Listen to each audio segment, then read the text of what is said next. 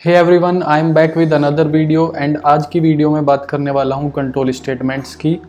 किसी भी लैंग्वेज में कंट्रोल स्टेटमेंट्स का बहुत ही ज़्यादा इंपॉर्टेंट रोल होता है, या फिर हम ये भी कहें कि बिना कंट्रोल स्टेटमेंट्स के कोई भी लैंग्वेज इनकम्प्लीट है तो भी कोई प्रॉब्लम नहीं होगी। ठीक है, control statement plays a very important role in any language. Control statements क्या होते हैं देख लेते हैं एक बार। कंट्रोल स्टेटमेंट्स हमारे फ्लो के एग्जीक्यूशन में अगर हमें कोई भी चेंज करना है, सपोज आपकी लाइन एग्जीक्यूट हो रही है sequentially, line A then line B then line C. अब आप चाहते हैं कि किसी पर्टिकुलर कंडीशन में लाइन ए से डायरेक्ट लाइन सी एग्जीक्यूट हो, बी लाइन जो है वो हमारी स्किप हो जाए। ठीक है, तो वहाँ पे आते हैं control statements. Without using control statements we can't achieve that thing, right. Code हमेशा हमारा सीक्वेंशियली एग्जीक्यूट होगा, लाइन नंबर 1 2 3 4, एंड इसके बीच में जो भी ऑल्टर हमको करना है, लाइन ए से हमें लाइन 4 प्रिंट करवानी है या लाइन डी प्रिंट करवानी है, तो वो काम करते हैं हमारे कंट्रोल स्टेटमेंट्स। एक और एग्जांपल की हेल्प से इसको समझ लेते हैं। सपोज आप किसी भी एटीएम मशीन पे जाते हैं, वहाँ पे आपको 3-4 ऑप्शन ईजिली दिखाई देते होंगे, जैसे विड्रॉल का ऑप्शन वहाँ होगा, पिन चेंज का ऑप्शन वहाँ होगा, और आपका बैलेंस इंक्वायरी का ऑप्शन वहाँ होगा। तो अगर आपने सपोज विड्रॉल बटन पे क्लिक किया, ठीक है, तो विड्रॉल बटन पे क्लिक करने पे आपका क्या होता है, आपकी नेक्स्ट स्क्रीन आती है जिसपे आपको अमाउंट डालना होता है एंड आपका पिन डालना होता है। आपने कभी ऐसा नहीं देखा होगा कि आपकी बैलेंस इंक्वायरी वाली स्क्रीन आ गई या आपके पिन चेंज करने वाली स्क्रीन आ गई। वो कैसे होता है? वो सारा का सारा रोल हमारे कंट्रोल स्टेटमेंट्स प्ले करते हैं। कंट्रोल स्टेटमेंट से ही ये चेक होता है कि if user pressed balance inquiry then run this code, if user pressed withdrawal then run this code. इस वे में हमारे कंट्रोल स्टेटमेंट से ही सारी चीज़ें कंट्रोल होती हैं। ठीक है, तो देख लेते हैं जावा में हमारे पास कौन कौन से कंट्रोल स्टेटमेंट्स होते हैं। ये है हमारे, सबसे पहले आता है if else statement, then do while loop, then while loop, for loop, for each loop, switch statement, break statement and continue statement. तो ये थे हमारे जावा में जो हमारे कंट्रोल स्टेटमेंट्स होते हैं। आज की इस वीडियो में मैं कवर करूंगा if else and nested if else को। उसके प्रोग्राम भी मैंने बनाए हुए हैं, वो वीडियो के लास्ट में मैं आपको दिखाऊंगा, समझाऊंगा। और अभी सबसे पहले हम बात कर लेते हैं इफ एल्स स्टेटमेंट की। इफ एल्स का जो सिंटैक्स होता है वो होता है इफ कंडीशन।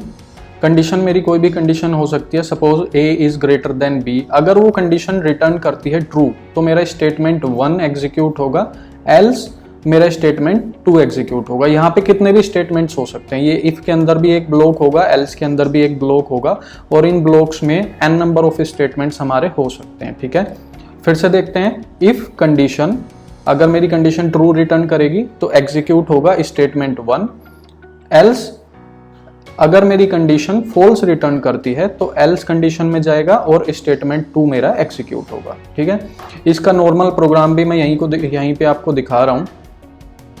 यहाँ पे मैंने 2 इंटीजर लिए हैं, int a and b equals to 10 and b equals to 20। So if a is greater than b then print system dot out dot println a, हमारा a प्रिंट हो जाएगा।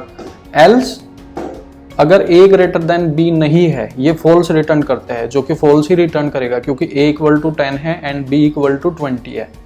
तो क्या होगा, हमारा b प्रिंट हो जाएगा, system dot out dot println जो है b एग्जीक्यूट होगा और हमारा b आउटपुट पे प्रिंट हो जाएगा। ये प्रोग्राम मैं बाद में रन करके दिखाऊंगा, यहाँ मैंने बेसिक आपको समझाने के लिए बनाया हुआ है।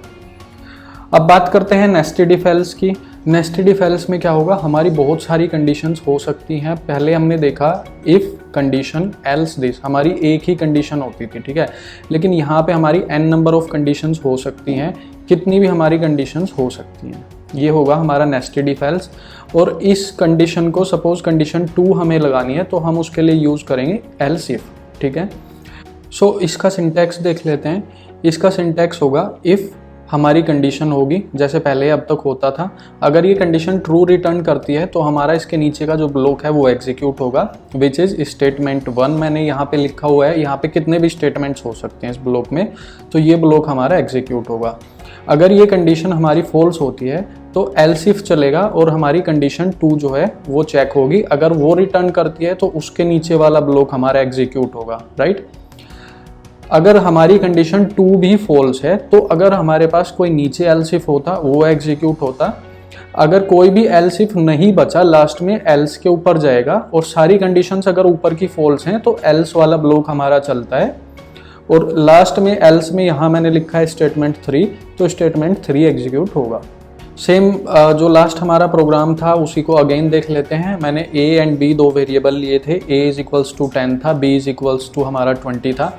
सो अगर if a is greater than b, ये हमारी कंडीशन नंबर 1 है, पहली हमारी कंडीशन है। अगर ये कंडीशन ट्रू है तो हमारा a प्रिंट हो जाएगा नॉर्मल। एल्स इफ में मैंने लिया है if a is equals to 10। अगर ये कंडीशन ट्रू रिटर्न करेगी तो हमारा a is equals to 10 print हो जाएगा। एल्स अगर ऊपर की दोनों कंडीशन मेरी फॉल्स रिटर्न करती हैं तो एल्स पे आएगा, else system dot out dot println B हमारा प्रिंट हो जाएगा। सो ये हमारे if else and nested if else थे। ये चीज़ें, ये टॉपिक्स जो हैं ये इंटरव्यू में बहुत ज़्यादा पूछे जाते हैं, प्रैक्टिकल्स में भी आपसे पूछे जाएंगे, और अगर आपके इंटरव्यू में मैं कहूँगा हार्डली कोई प्रोग्राम इनके बिना बन पाएगा। ये हमारे सबसे इम्पोर्टेंट चीज़ें हैं, बहुत इंपॉर्टेंट कंट्रोल स्टेटमेंट्स हमारे हैं एंड काफ़ी इम्पोर्टेंट हैं। सो अब इनके प्रोग्राम एक बार हम देख लेते हैं। इस प्रोग्राम में हम नॉर्मल इफ एल्स को देखेंगे। यहाँ पे मेन मेथड है हमारा, इसके अंदर मैंने दो वेरिएबल लिए हैं इंट डेटा टाइप के, a and b। a is equals to 10, b is equals to 20। So सबसे पहले मैंने इफ़ लगाया है। इफ़ के अंदर मेरी एक कंडीशन है a is greater than b। ये कंडीशन जो है अगर ये ट्रू रिटर्न करती है तो इस ब्लॉक, ये वाला ब्लॉक मेरा एग्जीक्यूट होगा। यहाँ पे मैंने लिखा है system dot out dot println a, मतलब a प्रिंट हो जाएगा कंसोल पे। अगर ये कंडीशन फॉल्स रिटर्न करती है तो एल्स ब्लॉक एग्जीक्यूट होगा, और एल्स में मैंने कराया है system dot out dot println b। हमारा b जो है कंसोल पे प्रिंट हो जाना चाहिए। तो a is greater than b, ये क्या रिटर्न करेगा? फॉल्स, क्योंकि a 10 है एंड b 20 है। सो a b से ग्रेटर देन नहीं है, इसलिए ये फॉल्स रिटर्न करेगा। सो हमेशा हमारा जो एग्जीक्यूट होना चाहिए वो ये वाला स्टेटमेंट एग्जीक्यूट होना चाहिए। एक बार इसको रन करके चेक कर लेते हैं। And here is the output. Output आया हमारा 20 विच इज़ b। तो इसका मतलब ये हमारा एल्स ब्लॉक एग्जीक्यूट हुआ है, एंड ये वाली लाइन जो है इसकी हेल्प से हमने प्रिंट कर दिया system dot out dot println B. अब एक बार नेस्टेड इफ एल्स का प्रोग्राम भी देख लेते हैं। तो नेस्टेड इफ एल्स के लिए मैं यहाँ पे एक और कंडीशन लगा देता हूँ एल्स इफ के साथ। ये कंडीशन है मेरी a इक्वल्स टू 10। सो अगर मेरा a 10 के इक्वल होगा तो मैं प्रिंट करा रहा हूँ a इज इक्वल टू 10। ठीक है, ये हमारा नेस्टेड इफ एल्स हो गया है। यहाँ पे मैं कोई एक और एल्स इफ भी लगा सकता हूँ, एक और लगा देते हैं एल्स इफ। यहाँ पे मैं प्रिंट करा देता हूँ b इक्वल्स टू 10।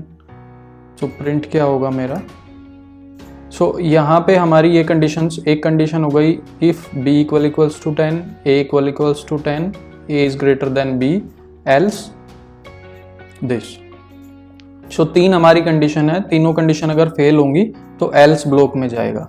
ठीक है, यहाँ पे देखते हैं a is greater than b जो कि फॉल्स रिटर्न करेगा, a इज इक्वल्स टू 10 जो कि ट्रू रिटर्न करेगा। इसका मतलब सिर्फ ये एग्जीक्यूट होना चाहिए, बाकी कुछ भी एग्जीक्यूट इसमें नहीं होगा। तो एक बार रन करके चेक कर लेते हैं। And here is the desired output a is equals to 10। ये हमारा प्रिंट हो गया है।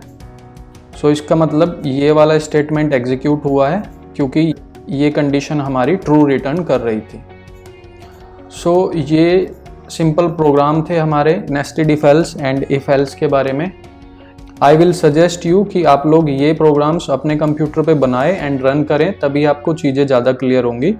And if video was informative then please like, subscribe and share this video.